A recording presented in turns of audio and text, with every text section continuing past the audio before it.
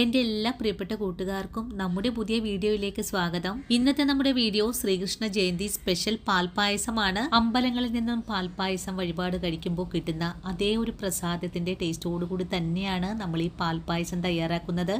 നമ്മൾ ഈ പാൽപ്പായസത്തിലേക്ക് ചേർക്കുന്ന ഒരു സീക്രട്ട് ചേരുമ്പോഴാണ് ആ ഒരു സ്വാദ് നമ്മുടെ പാൽപ്പായസത്തിന് കിട്ടുന്നതും. വളരെ രുചികരമായിട്ടുള്ളതും എളുപ്പത്തിൽ തന്നെ തയ്യാറാക്കി കഴിക്കാനും പറ്റുന്ന സ്വാദേറിയ ഈ ഒരു പാൽപ്പായസം ഈ ഒരു ശ്രീകൃഷ്ണ ജയന്തി നാളില് ഭഗവാന് നേദിക്കാനും വീട്ടിലുള്ള എല്ലാവർക്കും ഒരുപോലെ ഇഷ്ടത്തോടുകൂടി കഴിക്കാനും വളരെ സിമ്പിളായിട്ട് തന്നെ ഉണ്ടാക്കിയെടുക്കാൻ പറ്റുന്ന നല്ലൊരു പാചക രീതിയാണ്. എല്ലാവരും വീഡിയോ കണ്ട് തയ്യാറാക്കി നോക്കണേ. തയ്യാറാക്കി നോക്കിയിട്ട് നിങ്ങൾക്ക് ഈ പായസത്തിന്റെ ടേസ്റ്റ് ഇഷ്ടപ്പെടുവാണെങ്കിൽ നമ്മുടെ ചാനൽ ഒന്ന് ഫോളോ ചെയ്യാൻ മറക്കല്ലേ. അതുപോലെ തന്നെ വീഡിയോ കുറിച്ചുള്ള അഭിപ്രായങ്ങൾ കമൻസ് ആയിട്ട് അറിയിക്കാനും മറക്കരുത്. ഇനിയിപ്പോൾ വീഡിയോ കണ്ടുകൊണ്ടിരിക്കുമ്പോൾ തന്നെ നിങ്ങൾക്ക് ഇഷ്ടപ്പെടുവാണെങ്കിൽ നിങ്ങളുടെ വിലയേറിയ ലൈക്കുകൾ കൂടി തന്നേക്കണേ കൂട്ടുകാരെ.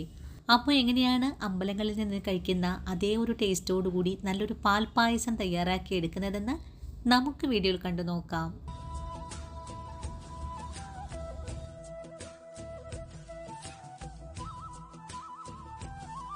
നമ്മുടെ ഹെർബൽ ഹെയർ കെയർ ഓയിൽ വാങ്ങാനായിട്ട് ആവശ്യപ്പെടുന്ന എൻ്റെ കൂട്ടുകാർക്ക് വേണ്ടിയിട്ട് നമ്മുടെ ഇനി എല്ലാ വീഡിയോസിലും എൻ്റെ നമ്പർ ആഡാക്കുന്നുണ്ട്. ഓയിൽ ആവശ്യമുള്ള ആൾക്കാർ നമ്മുടെ വാട്സപ്പ് നമ്പറിലേക്ക് മെസ്സേജ് അയക്കാൻ മറക്കല്ലേ.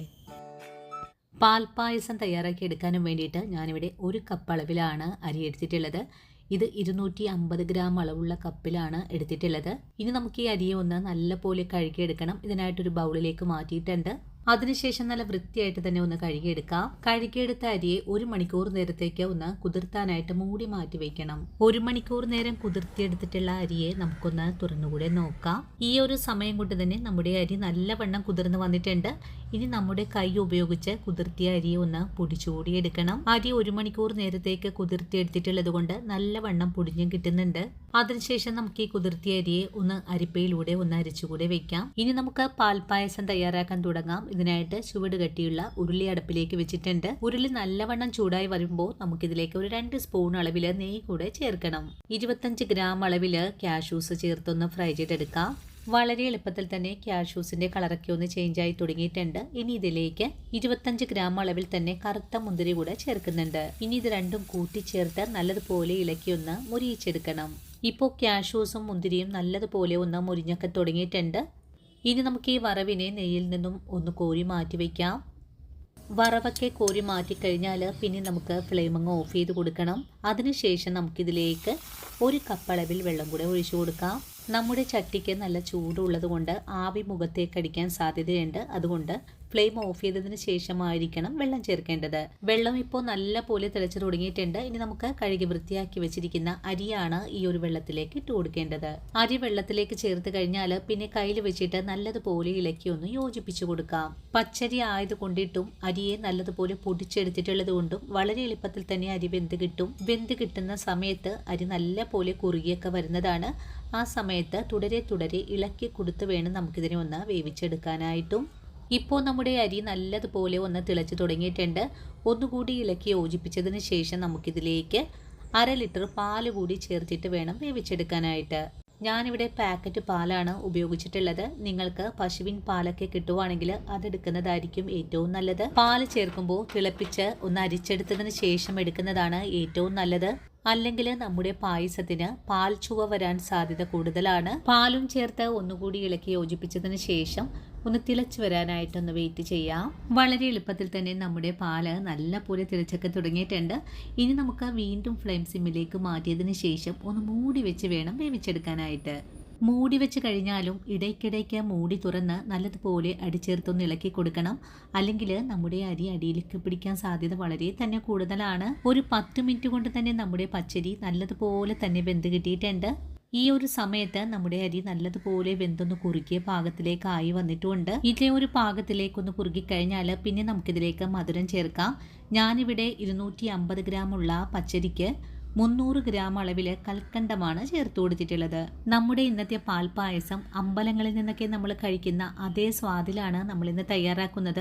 നിങ്ങൾക്ക് ഇതിലേക്ക് കൽക്കണ്ടം ചേർക്കാൻ താല്പര്യമില്ലെങ്കിൽ പഞ്ചസാര ഇതേ അളവിൽ തന്നെ ചേർത്താലും മതിയാകും. നമ്മുടെ പാൽപ്പായസത്തിന് ആവശ്യമായ മധുരമാണ് ചേർത്തിട്ടുള്ളത്. ഇനി നമുക്കിതിലേക്ക് മധുരം ഒന്ന് ബാലൻസ് ആകാനും വേണ്ടിയിട്ട് 1 നുള്ളുപ്പും കൂടി ചേർക്കണം.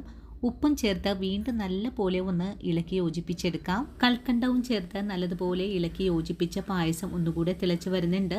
ഇനി ഇതിലേക്ക് നമുക്ക് 1/2 ലിറ്റർ പാലും കൂടി ചേർത്ത് കൊടുക്കണം. പാല് തിളപ്പിച്ചപ്പോൾ ഞാൻ മധുരമൊന്നും ചേർക്കാതെ തന്നെയാണ് തിളപ്പിച്ചെടുത്തിട്ടുള്ളത്.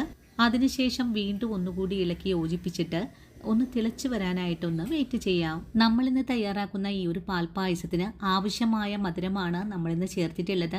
നിങ്ങൾക്ക് കുറച്ചുകൂടെ മധുരമൊക്കെ ചേർത്ത് തയ്യാറാക്കാനാണ് താല്പര്യമെങ്കിൽ 50 ഗ്രാം അളവിൽ കൂടെ കൽക്കണ്ട് ചേർക്കാവുന്നതാണ്. രണ്ടാമതൊഴിച്ചു കൊടുത്ത പാലും ചേർത്ത് ഒന്നുകൂടി തിളച്ചൊക്കെ വന്ന് തുടങ്ങിയിട്ടുണ്ട്. ഈ ഒരു പാകമായി കഴിഞ്ഞാൽ നമ്മുടെ പായസം ഇവിടെ റെഡിയാണ്. ഇനി നമ്മുടെ പാൽപ്പായസത്തിലേക്ക് നല്ലൊരു സ്വാദിനായിട്ട് ഒരു 12 ഏലക്ക ഒന്ന് കുത്തിച്ചതച്ച് ചേർത്തിട്ടുണ്ട്. ഇന്ന് നമ്മൾ ഈ ഒരു ഏലക്ക മാത്രമാണ് പായസത്തിലേക്ക് ചേർക്കുന്നത്. ഏലക്കയും ചേർത്ത് ഒന്നുകൂടി ഇളക്കി യോജിപ്പിച്ച് കഴിഞ്ഞാൽ നമുക്ക് ഫ്ലെയിം അങ്ങ് ഓഫ് ചെയ്ത് കൊടുക്കണം. ഇനി നമുക്ക് ഈ പായസത്തിലേക്ക് നമ്മൾ നേരത്തെ ഫ്രൈ ചെയ്ത് വെച്ചിട്ടുള്ള കറുത്ത മുന്തിരിയും കാഷ്യൂസും ചേർത്ത് കൊടുക്കണം. അമ്പലങ്ങളിൽ നിന്നും കഴിക്കുന്ന അതേ ഒരു ടേസ്റ്റും രുചിയൊക്കെ കിട്ടുന്നതിനായിട്ടാണ് ഞാൻ ഇതിലേക്ക് കൽക്കണ്ടവും കറുത്ത മുന്തിരിയൊക്കെ ചേർത്തിട്ടുള്ളത്.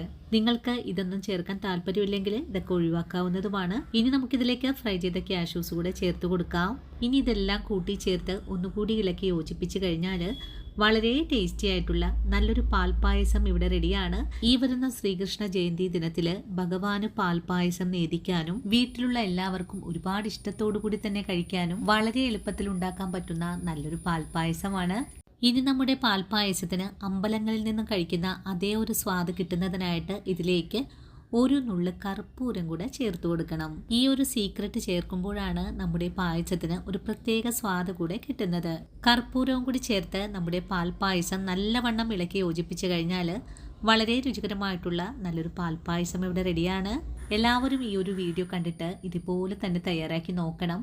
തയ്യാറാക്കി നോക്കിയിട്ട് നിങ്ങൾക്ക് ഇഷ്ടപ്പെടുവാണെങ്കിൽ നമ്മുടെ ചാനൽ ഒന്ന് ഫോളോ ചെയ്യാൻ മറക്കല്ലേ. അതുപോലെ വീഡിയോയെക്കുറിച്ചുള്ള അഭിപ്രായങ്ങളെല്ലാം കമൻസ് ആയിട്ട് അറിയിക്കാനും മറക്കരുത്. ഇനിയിപ്പോൾ ആദ്യമായിട്ട് നമ്മുടെ വീഡിയോസ് കാണുന്ന കൂട്ടുകാർ ആരെങ്കിലും ഉണ്ടെങ്കിൽ നമ്മുടെ ചാനൽ ഒന്ന് ഫോളോ ചെയ്യണേ. അതുപോലെ വീഡിയോയെക്കുറിച്ചുള്ള അഭിപ്രായങ്ങളെല്ലാം കമൻസ് ആയിട്ട് അറിയിക്കാനും മറക്കരുത്. നിങ്ങൾ എനിക്ക് തരുന്ന ഓരോ വാക്കുകളുമാണ് മറ്റുള്ള ആൾക്കാരിലേക്ക് നമ്മുടെ വീഡിയോ എത്തപ്പെടുന്നതും. അപ്പോൾ നമ്മുടെ ഇന്നത്തെ വീഡിയോ ഇവിടെ വെച്ച് നിർത്തുവാണ്. ഇനിയും നിങ്ങൾക്ക് വേണ്ടിയിട്ട് പ്രയോജനകരമായിട്ടുള്ള നല്ല നല്ല വീഡിയോസൊക്കെ ആയിട്ട് ഞാൻ നാളെ ഓടിയെത്തുന്നതാണ്. അതുവരെ ഈ വീഡിയോ കണ്ട് സപ്പോർട്ട് ചെയ്ത എൻ്റെ എല്ലാ കൂട്ടുകാരോടും ഇനി കാണാനിരിക്കുന്ന എൻ്റെ പ്രിയ കൂട്ടുകാരോടും ഒത്തിരി നന്ദി സ്നേഹമൊക്കെ അറിയിച്ചുകൊണ്ട് നാളെ രാവിലെ ഓടിയെത്താം. അതുവരെയും ഒത്തിരി സ്നേഹത്തോടെ വീണ്ടും കാണാം.